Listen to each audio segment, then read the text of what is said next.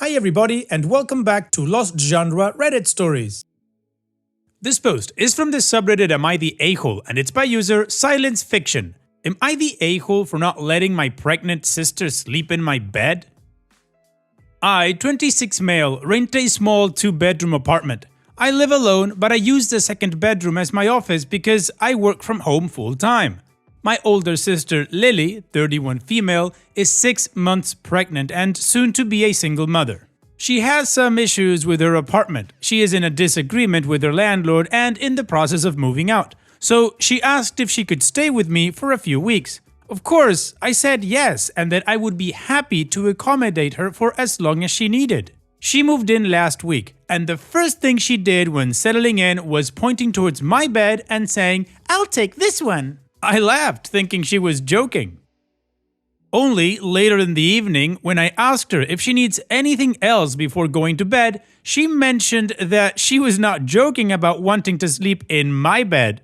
Now, I'm a little bit germophobic, and I am quite uncomfortable with the idea of other people sleeping in my bed. I told her that I am uncomfortable letting anyone else sleep in my bed, but I will gladly set her up with my guest bed, which I did use to sleep on before buying my current bed, and I know for a fact is very comfortable and spacious.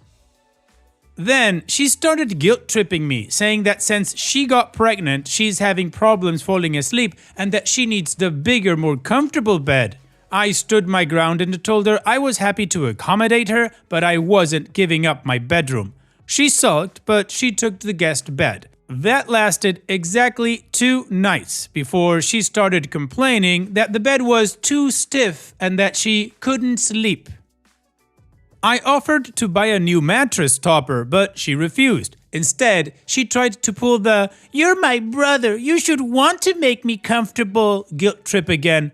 I told her that she is lucky I can even take her in, since I work 10 hours a day from home and I do value having a work environment that's private, calm, and quiet. She called me selfish and accused me of not caring about her or her baby. I told her she could take the couch if the guest bed was that unbearable. Well, she did, but exactly for 1 night before turning into an absolute menace. In the second night on the couch, she made sure to sigh loudly all night, accidentally bump into things, and complain the next morning about how horrible I was making her feel. The following day, she kept making calls and talking loudly on the phone while I was working. I didn't pay attention to the actual calls and what she was saying, but later it became very clear. In the evening, I started getting phone calls from most, if not all, of my family members. Apparently, she was ranting all day on the phone to my family about how rude and how horrible I was making her feel, trying to make my family put pressure on me just to let her sleep in my bed. Like she's on a mission or something. My mom took her side and tore me a new one on the phone, saying that Lily is carrying a child and I'm being inconsiderate. She also said, "I thought I taught you better hospitality than this. I am very disappointed." My aunt called to tell me that my uncle, her husband, used to sleep on the couch and sometimes on the floor next to her when she was pregnant. Even my cousin, who I haven't spoken to in like 2 years, called me to tell me I'm being selfish. My father is taking my side, telling me to ignore them and that my sister is an F-up, that she got in that situation in the first place. But I feel like my mom is giving him a super hard time in the background because he did sound kind of hesitant when I asked him to have my back. Honestly, I'm just feeling like in the middle of a soap opera drama. My mom is threatening to come take Lily home. Yeah, like that's much of a threat. But she's giving me such a hard time and telling me I disappointed her and that she raised me better. I don't know how to feel about this anymore. Am I the a-hole for not letting my pregnant sister sleep in my bed? Of course you're not the a-hole, OP. You're doing your sister a favor. Why doesn't your mom just come pick her up already, or any of those other family members that told you to sleep on the floor? What the hell? If I was in your shoes, OP, I would just tell my mom, "So, when are you coming to pick up Lily? Is this afternoon work for you? Since you didn't raise me like this, I'm sure you are a much better host, Mom. You can definitely house your baby girl for as long as she needs." And then I tell my sister to pack her crap. She's getting picked up. I mean, what else does she want from you? You offered her everything. You just have one boundary, your bed, and that's it. But no, she decided to go for the power play. Well, she can go have a debate with your mom to see who sleeps in which bed. Not the a-hole. And what do you guys think? Let me know in the comments section, and now let's check out the community comments. Spooty Probes says, not the a-hole. Tell your sister your mom has offered to let her stay, so pack your bags if the guest bed is uncomfortable. Everyone who has called, call them back and ask when they intend to pick up your sister to stay with them. Fun Professional 570 says, get her out of your house as soon as possible. You're going to end up with her in your room, maybe in guest room, and you're going to be sleeping on the couch. Check your lease and tenancy laws. Do not let her use your address for mail. Seriously, get her out before she gives birth. Ship her off to mom. Azura12 says, quote, my mom is threatening to come take Lily home. Yeah, like that's much of a threat. But she's giving me such a hard time and telling me I disappointed her and that she raised me better. Not the a-hole. And I would just say, oh, sure, that's a perfect plan. You can come tomorrow and pick her up and take her home. I'm sure she will be much more comfortable there than at my place. Why didn't you offer this before, knowing how small my place was and knowing that conflicts would happen? But yeah, go ahead and pick her up, because if she continues to disturb my work, well, I don't know how long she can stay in this house in general. Structure Key 2739 says, tell each and every one of your family members calling to bully you that you'll be happy to tell dear entitled sister that they've offered their homes and the pick of whatever she wants. Then hang up and give sister their address. Her demanding your bedroom is the first step in staying permanently with you, paying for everything. Get her out now, or you'll be also supporting your nibbling. Well, the community agrees that OP is definitely not the a-hole and that he needs to get rid of his sister. So, let's move on to the update to see how this story ends. First of all, I want to thank you guys for the overwhelming support. This blew up way beyond anything I expected. Wow. I really appreciate you all for taking the time to chime in and sharing your opinion. You guys really helped reassure me and gave me confidence in my own feelings that my private space has been disrespected and, quite frankly, violated.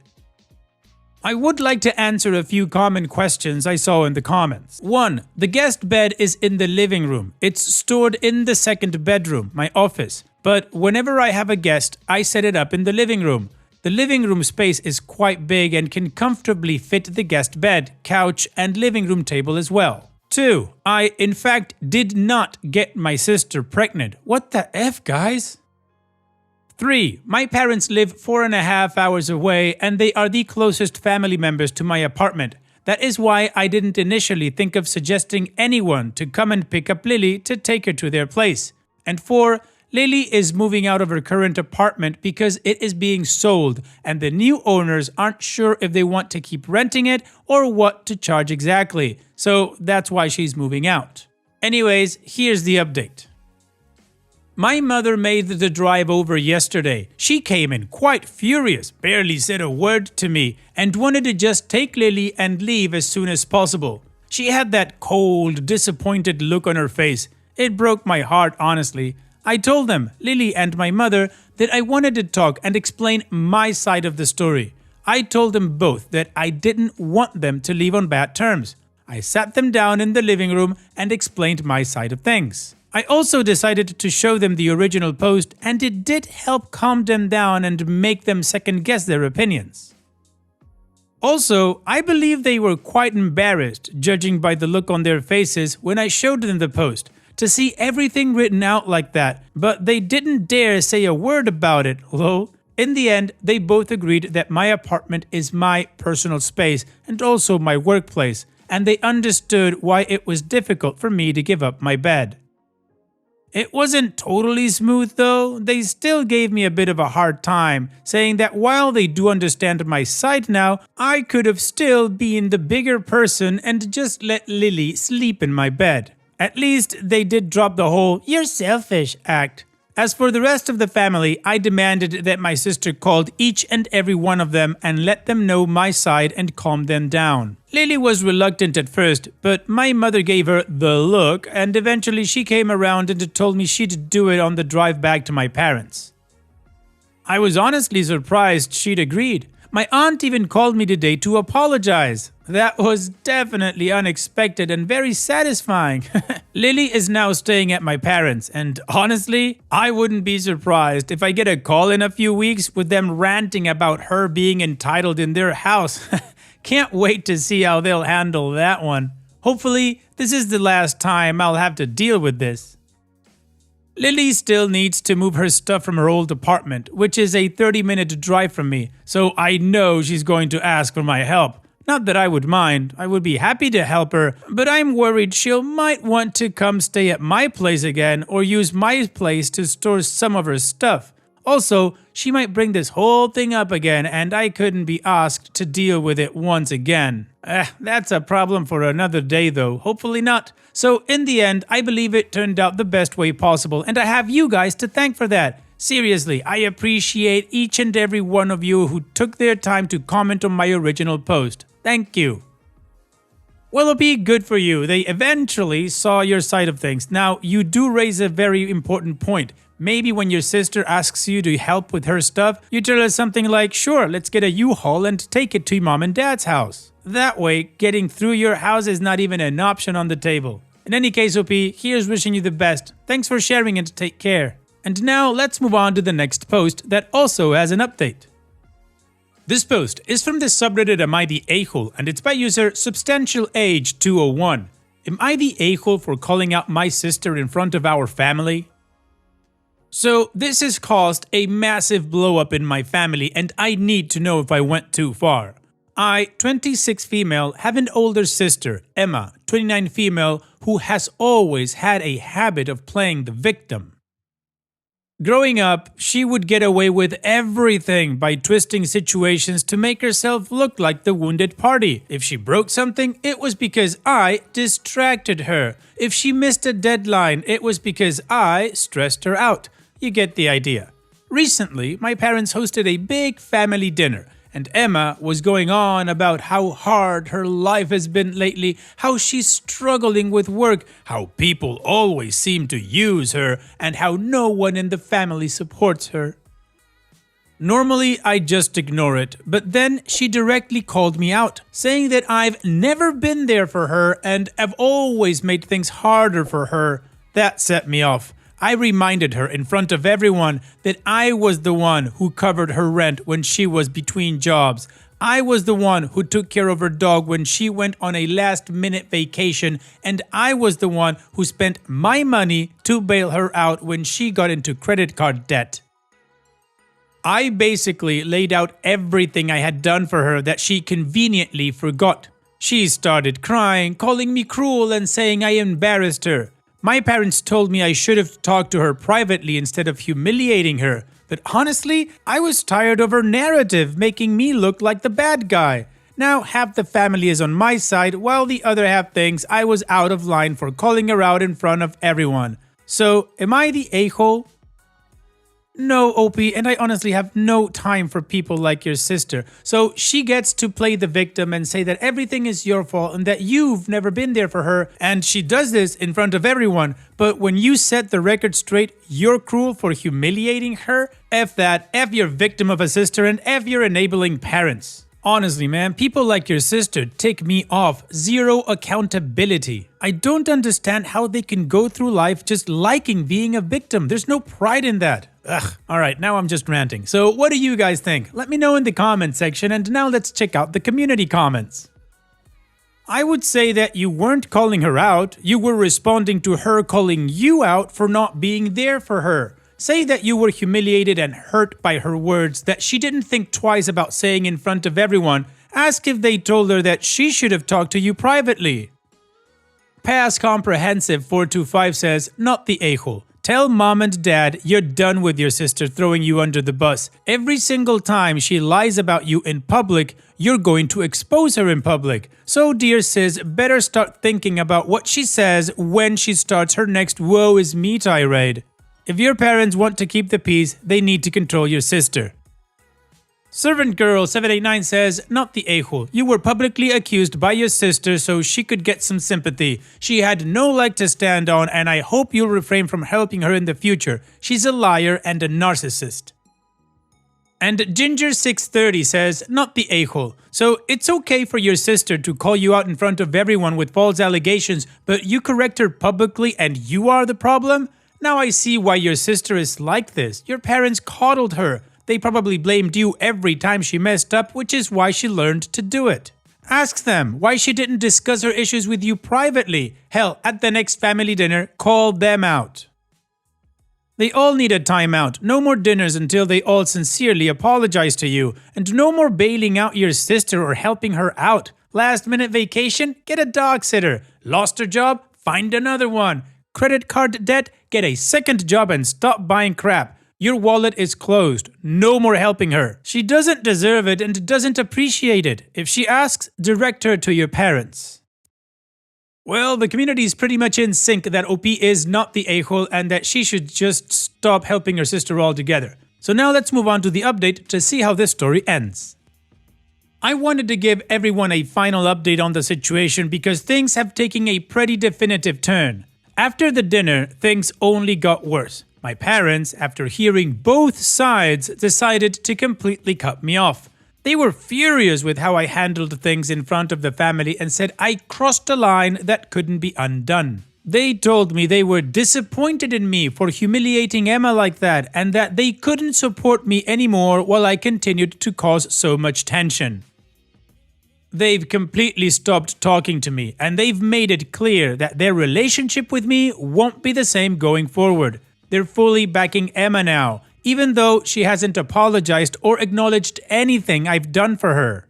As for Emma, she has not apologized. She actually made things worse by claiming I was the one who hurt her and that she could never trust me again.